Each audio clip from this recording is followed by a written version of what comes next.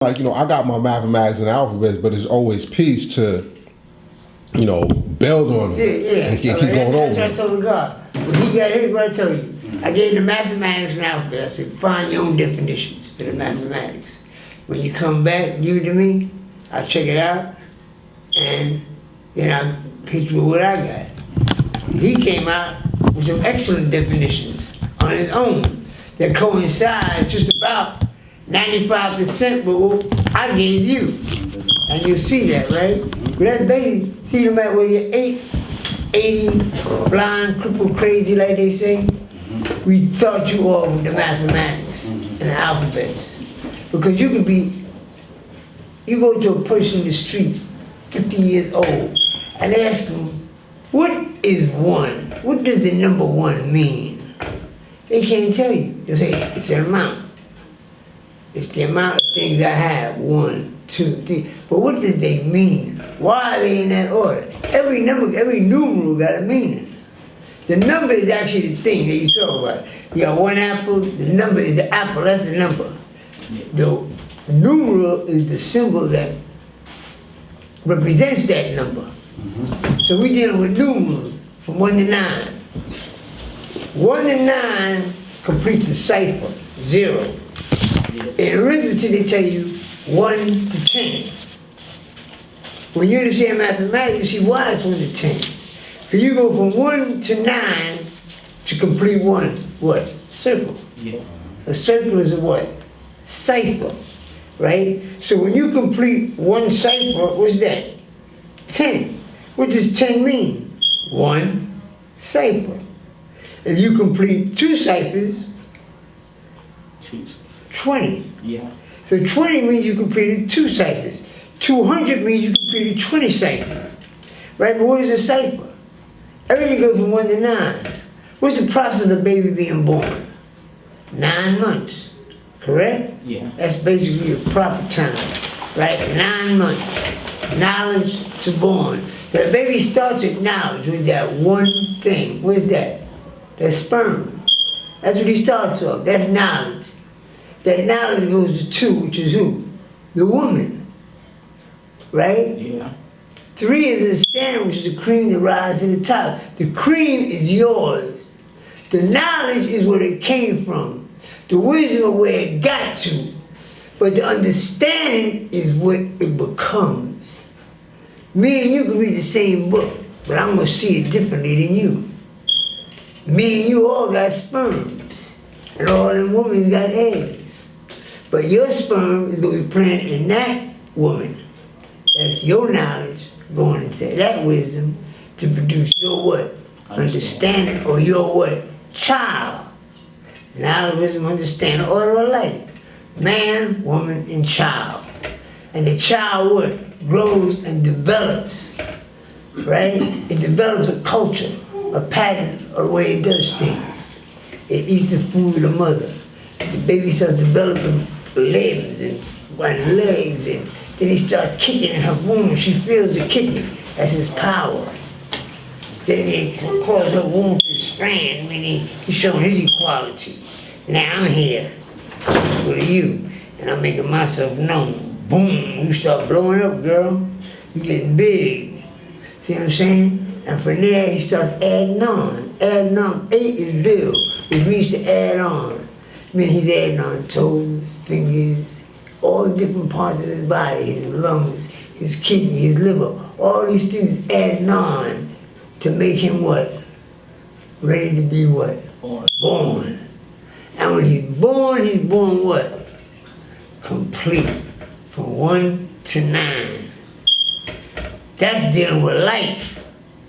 But now they're dealing with children.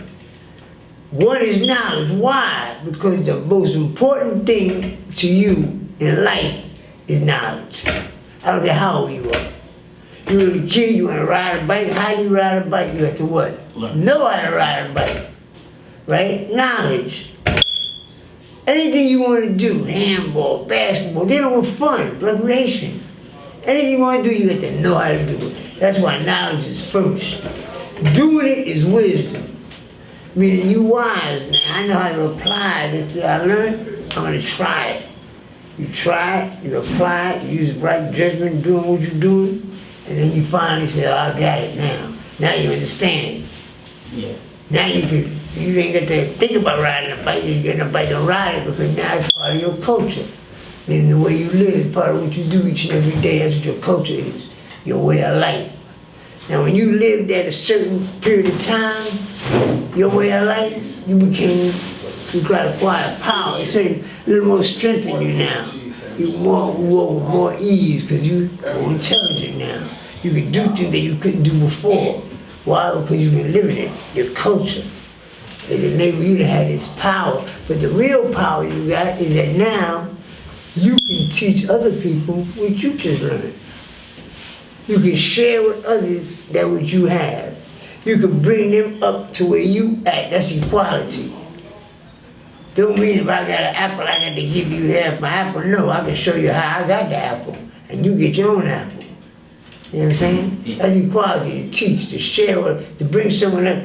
Equality means having the same rights, the same status, the same privileges as someone else. So you give the person the same ability that you have. That's equality, right? That's how you prove that you are a God. God is man. That's what a man does. A man looks out for others. Anything less or below him, he brings them up to him. He don't rule them or dominate them. He makes them what? Equal to him. Equality to what? God. You bring that equality up to 7. You make him like you. Right? When you teach a person to acknowledge yourself, you bring them up to your level. This is how I see it. I want you to see how I see it. You coming from this world. You might come from whatever religion you coming from, whatever concept or theories in life you got, you coming from that. But I'm bringing you into this. Why? Because I feel this is us. That was them. Them is not us. You know what I'm saying? With all due respect to all the prophets, they didn't come to teach us. If Jesus ever existed, there's no proof physically that Jesus ever existed. But if he did exist, he didn't come to us. The Israelites did not come to us. They did not come from us. They were taught by us. Because when the Hyksos, which we call Asiatics, not like all us is Asiatic, but Asiatic, desert dwellers, nomads, they conquered Egypt. And they called Egypt, which is Lower Kemet. This is, in ancient times, right? All this was Kemet, Kush, all this. India was a colony of Kush. All this was part of what they call Ethiopia. It's not really Ethiopia, that's what they call it now. All this is part of that empire. Scotland, Ireland were colonies of these people, these blacks, what they call Kemet. Now, this is called Upper Kemet, Lower Kemet, even though it's on top. This is called Upper Kemet. No, hold on. This is called Lower Kemet, it's on the bottom, on the map. This is called Upper Kemet. This is called Lower Kemet, even though it's on top on the map. This is called Upper Kemet, even though it's on bottom on the map. Which makes you wonder, is the map the way it's supposed to be? Now the map is actually upside down, right? Yeah. When you turn it around, you'll see that what? That is Upper Kemet. And this is lower. Even though it's like opposite that on that map, what if this map is not correct? Who made this map? White folks. Who named Egypt, Egypt? Ethiopia, Ethiopia. White folks. Who named the North Pole, the North Pole?